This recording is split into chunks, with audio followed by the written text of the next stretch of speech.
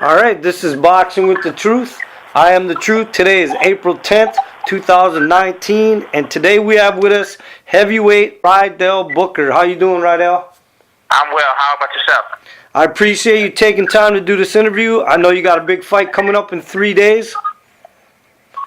How you feeling right now? I feel well. I'm in shape. Mentally, I'm strong as I could possibly be right now, and I'm just focused. I'm tunnel vision. Okay, so I just want to go back to your past real quick so some fans that aren't familiar with you kind of understand why you are going on TV Saturday night at 38 years old with a record of 25-1. I'm 38, but everywhere I go, they think I'm 25. My wife think I'm still 22.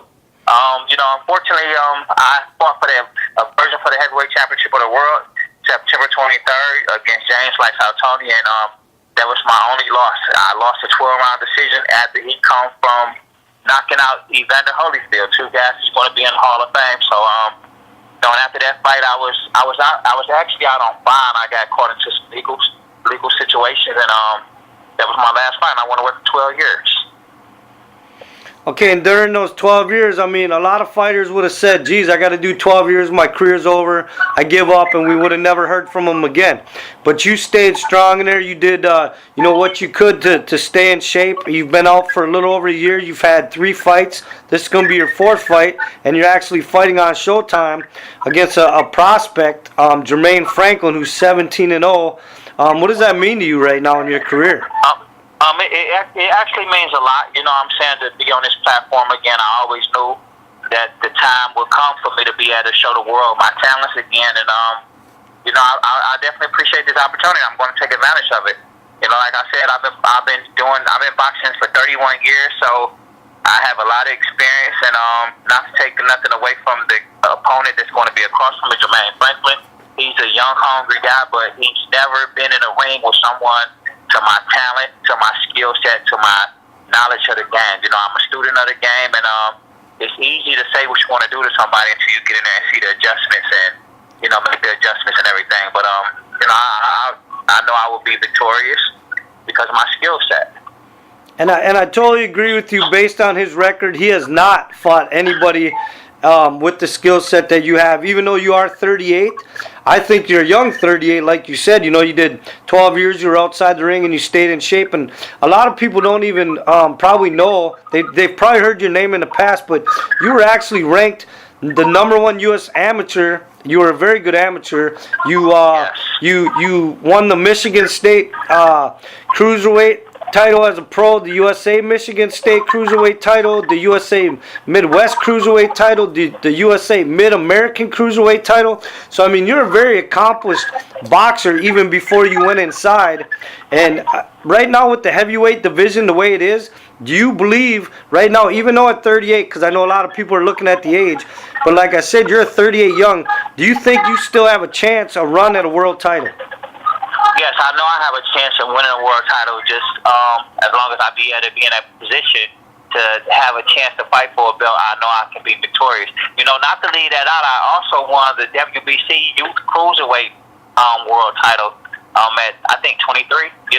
But I know I can rumble with the big boys. I was just over in the UK with the super champion right now, Anthony Joshua, and then I fell in love with the guy. He's a very humble guy. He's still willing to learn. And, I was able to hold my own a few rounds that I boxed with him. And, and even his camp saying that, when I was sparring with him, they was like, man, this guy is good. He's a thinker. You can see him thinking. You can see him setting up stuff. And just being absent from the ring for so long and just being able to spar with the super champion 2 days after I got on parole going to London, it was a bittersweet experience. And speaking of sparring, like back in the day when you were a teenager in Detroit, you sparred big names like Michael Moore, Tommy Hearns, and a lot of other guys, right? Yeah, I definitely did. I used to spar Tommy Hearns when I was 14. Bam, Arturo, Cotty King, Henry Akawande, Ty Fields, Michael Moore. You name it, I've been in the ring sparring these guys. Actually had a chance to spar Lennox Lewis, I've been around, so I'm not intimidated by the bright lights. Actually, this is what I get motivated for and look for. I had my chance to fight on little local shows and smaller shows, and honestly, it's hard to get motivated for those type of shows because I'm fighting in front of my friends and my family. But I love to be on the center stage. I love to have the spotlight, and I'm gonna show the world who Rydell Booker is. So like you said, you've had the luxury to be around big names your entire career, even since you were a teenager, and just soak up the knowledge.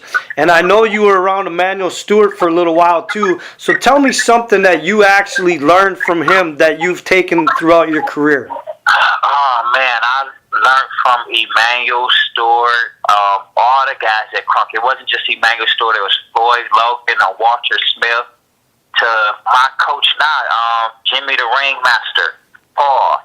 What I learned from all those guys is just being calm, keeping your composure in the ring, and no matter what's going on in the fight, just keeping your calm, being able to dictate the pace and control the ring, know where you're at all times.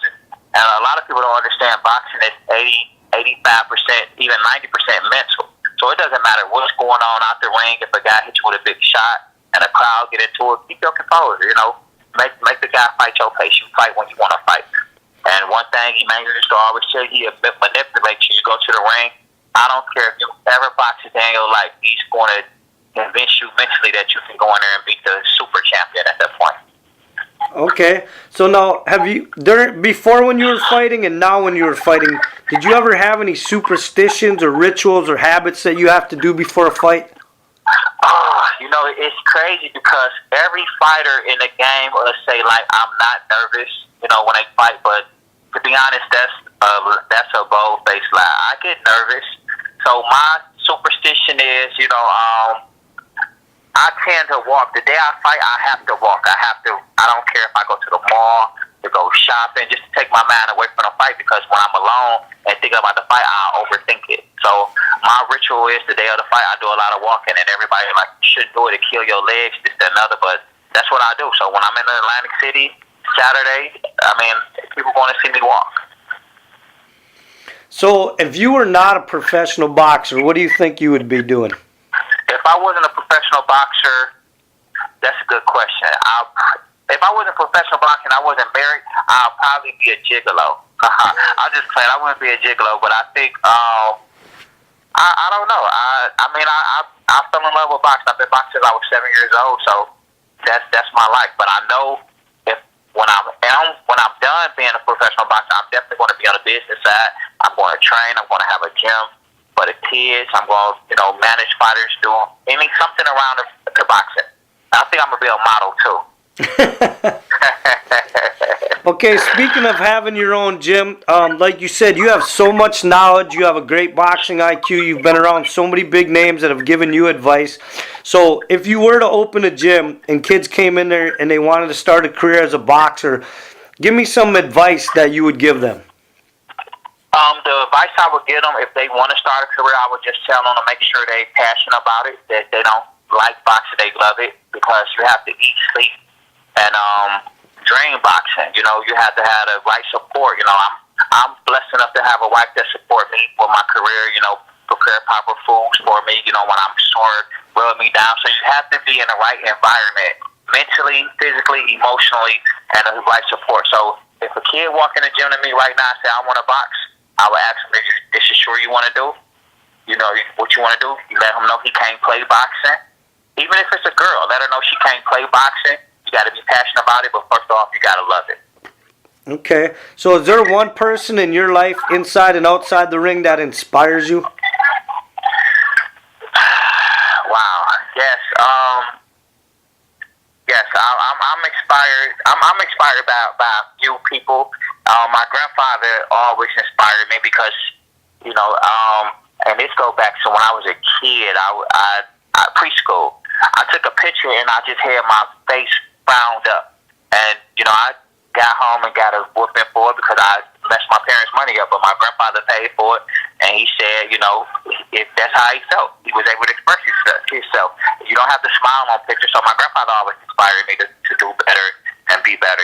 My family, I come from a great bloodline of family. On my father's side, which is the Harris, to my to my mother's side, the Bookers, you know, but I inspire myself. I'm just inspired, you know. I think my whole story, just being able to be gone away for 12 years and coming home and sticking to the script on what I was saying I was going to do and do it, that's inspiring enough. Okay, speaking of family, I just want to touch on this really briefly. Up here in Duluth, Minnesota, where I'm at, apparently you have a relative up here, a cousin. I don't know how well known. Yes. His name is Anthony Jonez. Yeah, Anthony Jonez. That's my little cousin. That is my grandfather's sister grandson. So that's my mother's first cousin's son. Okay. That's my little cousin. I think he's a local rapper up there or something. You know, he's a local rapper. And actually, that's how me and you got connected. And you know, yeah, that's my little cousin. That's my little cousin. Well, maybe one of these times you should give him a shout out and let him sing a rap song for you on your way out to the ring. Yeah, I'm definitely going to do that. You know, I was actually thinking about doing it for this show, but you know, it's no excuse why I didn't do it. But I have a friend named T Grizzy who was like a mainstream rapper, and you know, and we was actually incarcerated together, and now he's, you know, a multi-millionaire, and his story inspired mine, and mine inspired his. So when he seen me, he was like, "Man, you gotta let me, you know, you gotta come out to the song, and you have to let me rap it to the ring." Which I told him I don't know if he can rap it to the ring because it's not my promoter who's doing the show. So he's supposed to be in the audience, and he's a rapper with Def Jam. I think he's signed with Def Jam or somebody. But I'm definitely going to give my cousin Anthony a shot. I'm supposed to have a fight scheduled June 7th, so you can hold me to my word that I'm gonna let him know the type of concept I want, and I'll have him do this show for June 7th. All right. Well, I'm definitely glad that you agreed to that, and I know Anthony's been dying to hear this interview, so I'm sure he'll be happy to hear that you just put that out there. Yeah, for sure. Anthony, I definitely appreciate you, cuz. Stay motivated. Keep doing what you're doing. Don't let nobody dictate you or get you sidetracked from your dream. You know, I'm a living testimony. I was at the top when I went away. I was number 4 paper in the world, and I had to come out and reinvent myself. And I'm saying to the script, cuz you can do the same thing. And I got you. That's my word. You can do something June 7th for me. I give you the type of concept I want. If you need a beat done, I got a guy to do the beat. So, you know, and actually make sure you come down here. Come to the fight yourself. All right, well, listen, I want to get to your fight because this is an important fight. I can't wait. I'm going to sit and watch it myself on Showtime. It's going to be Rydell Booker versus Jermaine Franklin. Jermaine is undefeated, but like you said, there's no big names, there's no household names on his record. He's a heavyweight prospect, just like you were at one time. And your record is 25-1. The only loss you have is to world champion James Toney. Everybody knows who that is. That's a boxing fan. But yes. I know that you've seen Jermaine fight. You guys were on the same card at one time. I'm sure, like you said, you're a student of the game. You've watched his style. I'm going to give you a statement that he's made, and I want you to respond to this, okay? Okay. He says, I'm going to shock the world. I'm unbeatable. I'm unstoppable. I'm the best prospect in the heavyweight division. Right. Well, to speak on that, I never really been a trash talker in the game because I let my talent speak for itself. But I'm just saying I gotta laugh. You know, I understand. At one point in time, I was a prospect, and I felt that way until I ran into James Toney, who just outslicked me, he outschooled me, and he taught me a lesson. And I was telling everybody in my camp, this reminded me of me when I was young and just because I had the youth on my side that I was going to be a guy that's going to be in the Hall of Fame, you know. But I'm not saying I'm going to be in the Hall of Fame yet, but I know for a fact that I have been in the ring with all the Hall of Famers, so I'm schooling him how James Toney schooled me. So let me ask you then, do you believe that Jermaine Franklin and his camp are taking you lightly?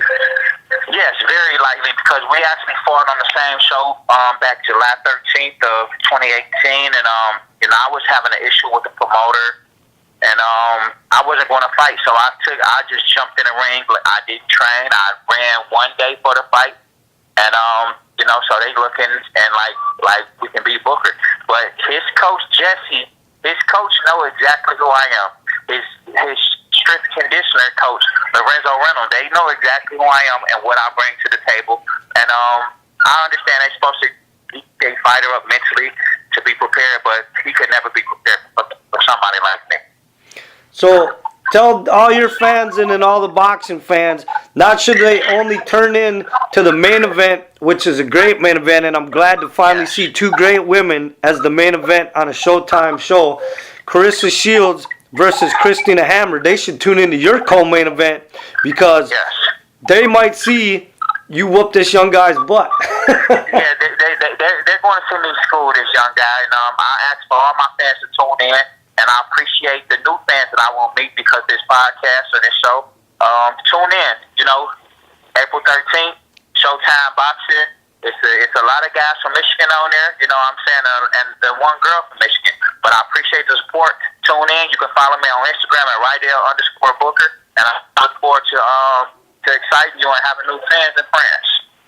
All right, anything else you want to say?